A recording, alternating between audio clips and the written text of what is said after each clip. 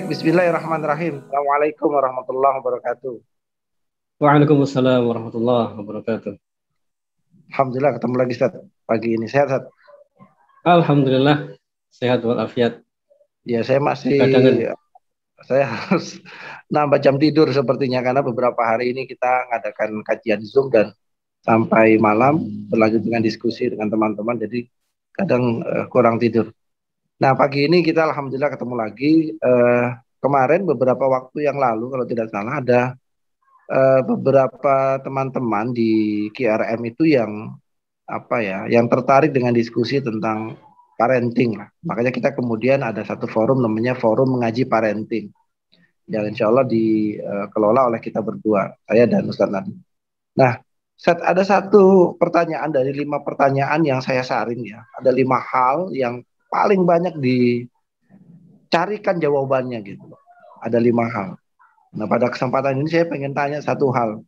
Dan mungkin ini semoga bisa menjawab keresahan dan kebingungan teman-teman di luar sana. Ini tentang kasus single parent, Ustaz. Ini kan kasusnya banyak ya. Atau orang yang kemudian merasa single parent. Aslinya dia tidak single parent, tapi kemudian merasa dirinya single parent. Dalam kasusnya mendidik anak, dalam parenting, mendidik anak itu kan idealnya ada ayah, ada bundanya, ada bapak, ada ibunya. Tapi banyak hal yang kemudian membuat itu tidak ideal. Misalkan suaminya meninggal atau kemudian suami istri ini bercerai begitu, lalu pengasuhan anak diserahkan kepada ibunya gitu. Nah, ini kan jadi tantangan tersendiri bagi seorang ibu untuk membesarkan dan mendidik anaknya seorang diri. Atau pada kasus yang lain misalkan begini, suami istri tidak bercerai gitu. Suami ini tetap terikat dalam ikatan pernikahan. Jadi seorang bapak, seorang ibu begitu. Tapi faktanya yang ngurus anak, yang membesarkan anak, yang mendidik anak itu ya seorang berjuang sendiri gitu. Kalau tidak ayahnya saja atau ibunya saja. Nah, pada kasus demikian kan perlu jalan keluar, perlu semacam sudut pandang yang bijak lah gitu. Nah, ini banyak kasusnya, teman-teman banyak bertanya tentang itu.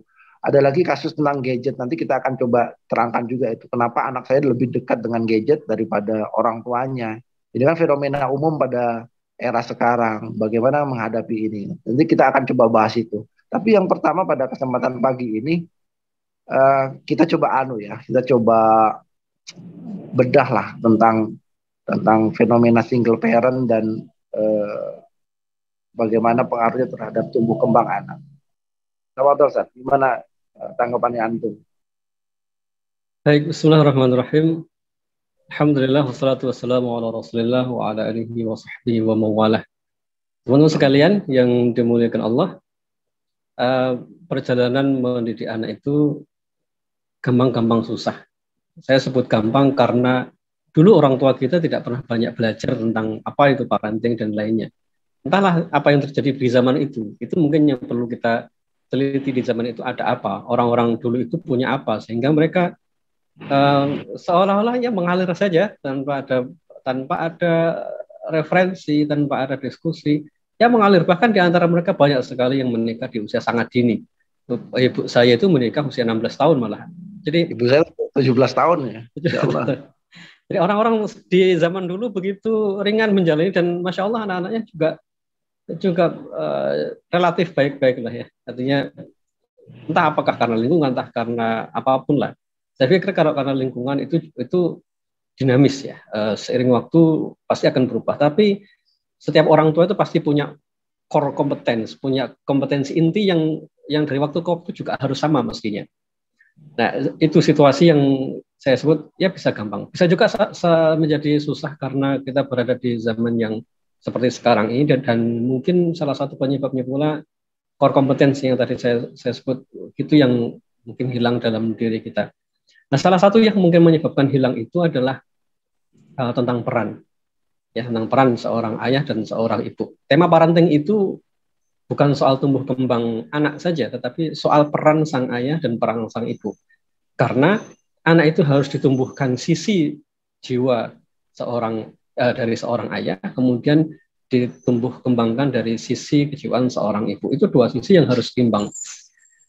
Nah, ada fakta di lapangan, ada orang tua yang single parent sebelum waktunya. Saya nyebutnya single parent sebelum waktunya, karena pada dasarnya komplit ya, ayah ada, ibu ada, semua ada, tetapi anak itu hanya dididik oleh satu pihak. Entah mungkin ayahnya saja, entah mungkin ibunya saja. Kalau saya pinjam istilah yang ada di buku Prophetic Parenting, saya lupa dari ulama siapa. Ada orang yang adalah hadis yang malahnya tentang siapakah yang disebut dengan yatim. Yatim itu bukanlah anak yang tidak punya orang tua, tetapi yatim itu adalah anak yang dia punya orang tua, punya ayah dan ibu, tetapi dia tidak mendapatkan sesuatu apapun dari ayah dan ibunya itu. Jadi cara pendefisian ini yang lebih adil tentang peran tadi. Jadi single parent itu tentang peran. Jadi single parent itu bukan soal kita sendirian sebagai ibu tanpa ayah atau ayah tanpa ibu, tapi tentang peran. Sebagaimana hadis tadi yang Nabi menyebutkan tentang siapakah anak yatim, tetapi dia tidak mendapatkan sesuatu apapun dari ayahnya atau ibunya. Itulah yatim yang asli gitu. Bukan semata-mata tidak punya bapak dan tidak punya ibu. Ini yang pertama. Jadi ada orang yang dia single parent sebelum waktunya. Yang kedua, jadi bukan sekedar status, Ustaz ya. Maksudnya tema sentralnya justru pada peranan ayah dan ibu itu ya. Ya, pada peran. Jadi akhirnya ya memang begitu banyak single parent sebenarnya tanpa kita sadari. Begitu banyak orang yang single parent ketika membesarkan anak. Kenapa terjadi? Ya secara sengaja itu dilakukan.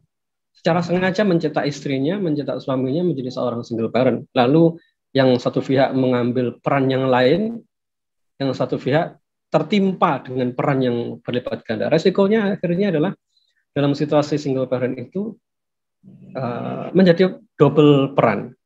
Sang ibu menjadi ayah sekaligus, kemudian ayah menjadi ibu sekaligus. Sekali lagi sebenarnya tema sendirian atau bersama atau berdua itu bukan hal yang krusial sebenarnya. Bukan hal yang krusial karena dalam sejarah ada saja orang soleh di zaman dulu yang mendidik anaknya juga sendirian. Contohlah misalnya di Al-Qur'an itu ada Ibunda Maryam. Ya, beliau dalam tanda kutip single parent ya, kemudian melahirkan Nabi Isa alaihissalam. Jadi tema sendiri secara zahir itu tidak menjadi soal. Sendiri secara zahir itu bukan soal sebenarnya. Yang menjadi soal itu adalah ketika perannya menjadi hilang. Nah, apa konsekuensi jika peran itu menjadi hilang? Satu, menjadi hilang. Dua, menjadi bertumpuk-tumpuk pada satu pihak.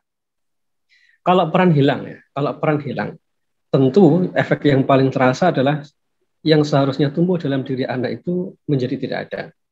Contoh misalnya, ketika sang suami tidak menjalankan perannya sebagai ayah yang mengambil keputusan, yang memimpin, yang mengarahkan, kemudian sang istri yang lebih dominan, saya kira itulah yang akan dilihat oleh anak. Saya kira itulah yang akhirnya akan tumbuh pada diri anak. Apalagi kalau anaknya laki-laki misalnya, dia tidak akan melihat contoh bagaimana seorang laki-laki itu memutuskan perkara besar di rumahnya. Apa sih Pak masalahnya begitu? Bagi kita mungkin tidak merasa karena kita sudah dewasa ya, kita sudah berkeluarga. Tapi bagi anak itu nanti akan terasa misalnya ketika dia sudah mulai sekolah, SMP, SMA, dia bingung memutuskan sesuatu, mengambil keputusan. Ketika konflik bagaimana menyelesaikan, itu tema-tema yang adanya di ayah. Jadi sepinter apapun seorang ibu, sepokoh apapun seorang ibu, tema tentang keseharian ayah itu tidak mungkin ada di ibu gitu. Nggak bisa digantikan ya, nggak bisa digantikan. Tapi bisa. Jadi misalnya tentang berantem sama teman yang sederhana saja, berantem dengan teman. Itu tema yang paling dikenal oleh laki-laki. Zaman kita dulu ketika kita kecil gelut itu yang paham tema itu adalah laki-laki. Yang bagaimana cara menyelesaikannya laki-laki yang punya pemahaman, punya iman. Itu yang tidak tumbuh kalau misalnya sisi ibu saja yang muncul.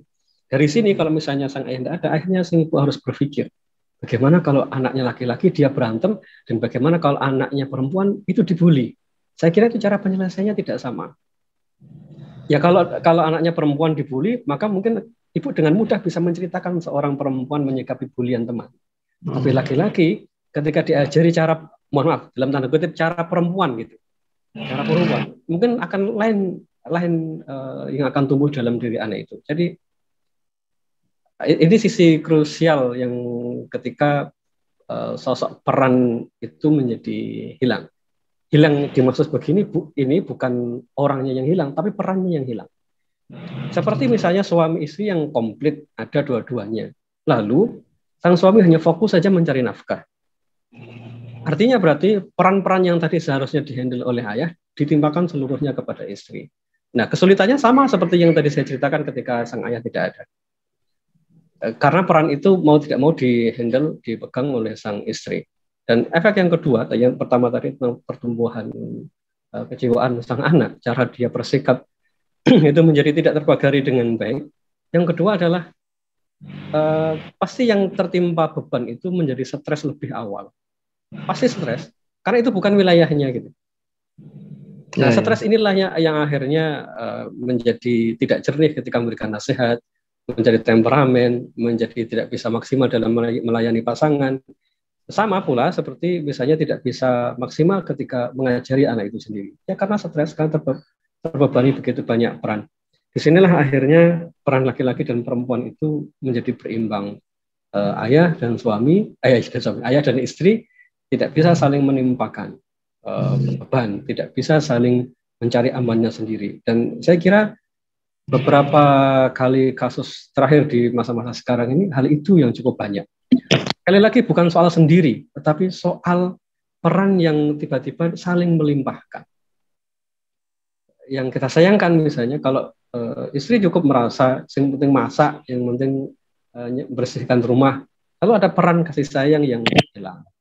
Kemudian suami merasa sudah cukup dengan mencari nafkah, lalu setelah itu di rumah diabaikan tentang anak itu. Ya akhirnya anak akan tumbuh dengan sendirinya.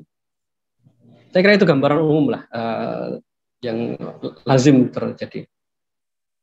Ya, yang kita khawatirkan itu ketika peran itu atau beban itu bertumpuk kepada salah satu ya, Zat ya. Nah itu fenomenanya begitu itu. Oke, kalau kemudian secara status memang ini sudah bercerai atau apapun itu sehingga menjadikan sang orang tua ini menjadi single parent, menjadi janda kah atau duda kah dan harus punya kewajiban membesarkan dan mendidik anak. Oke, kalau itu lumrah ya, meskipun tantangannya juga tentu berat gitu. Tetapi pada kasus yang seolah-olah apa ya kalau bahasa saya itu ini peranmu, ini peranku gitu. Jadi seolah-olah kalau ngurus anak, mendidik anak itu urusan istri. Nah itu keliru. Saya misalkan begini, beberapa kali nemuin, dan mungkin ini jadi autokritik buat kita para ayah ya.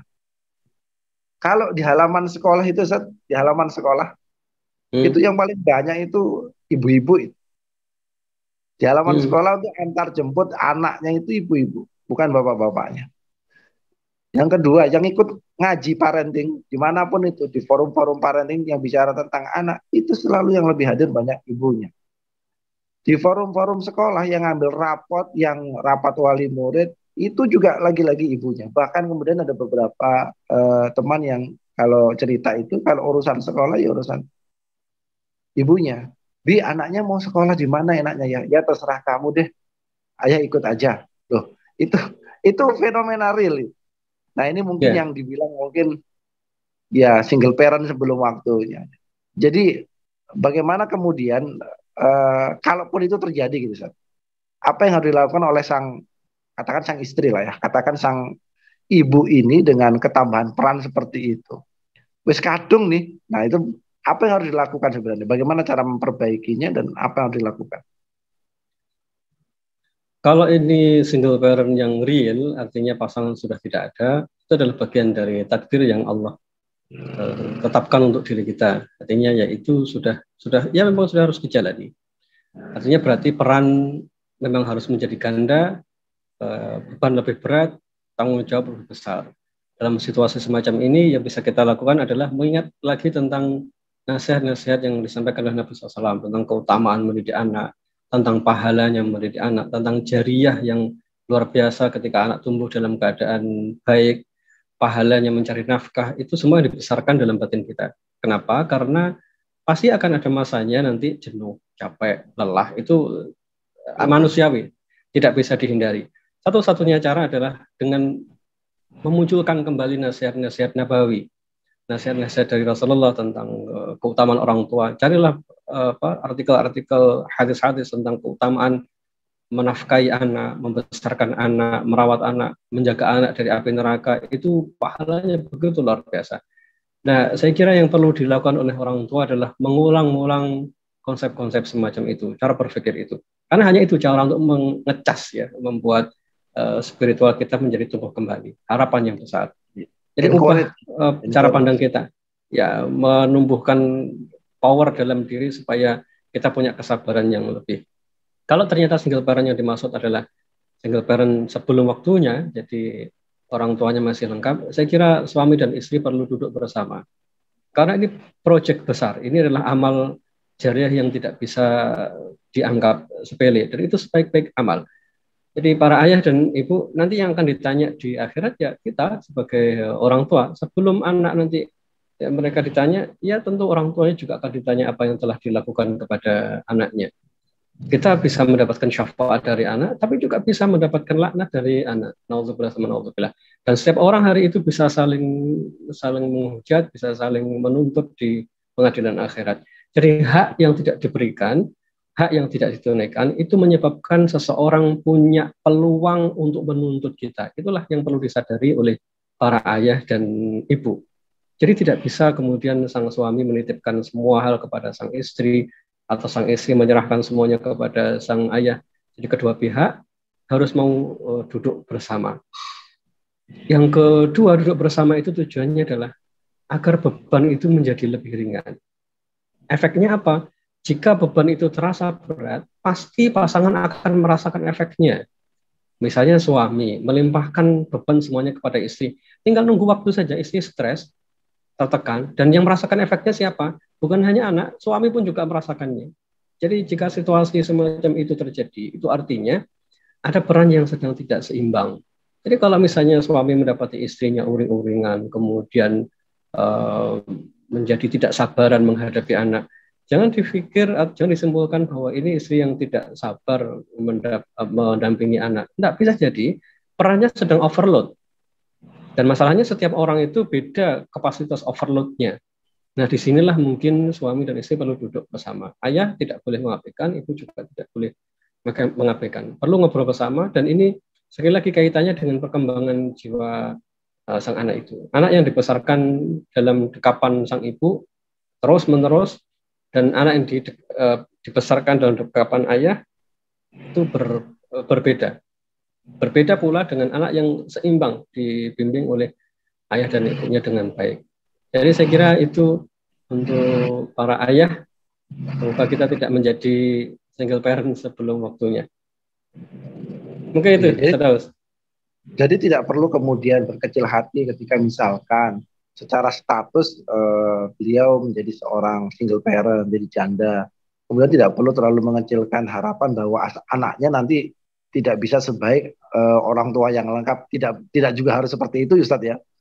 Tidak, jadi tergantung bagaimana cara kita mengelolanya, cara kita berkorban untuk perkembangan sang anak. Dan contoh Nabi Isa alaihissalam dan Ibunda Maryam itu contoh yang paling ideal. Tidak bisa misalnya kita sebut, itu kan Nabi, tentulah begitu.